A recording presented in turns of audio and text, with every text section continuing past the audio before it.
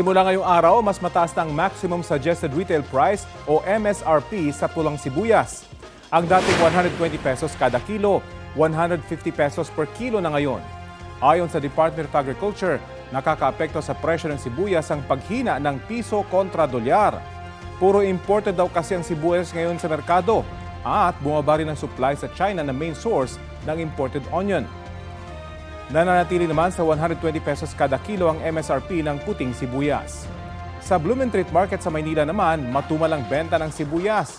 Ang imported na pulang sibuyas, 200 pesos kada kilo. Ang puting sibuyas naman, 160 pesos kada kilo. Parehong lampas sa itinakdang MSRP. Ang ilang mamimili kanya-kanyang diskarte para makatipid tulad ng pagbili ng tingi. Ayon sa Department of Agriculture, ititigil ang pag-angkat ng sibuyas sa Enero dahil magsisimula na ang panahon ng anihan ng sibuyas sa bansa sa Pebrero.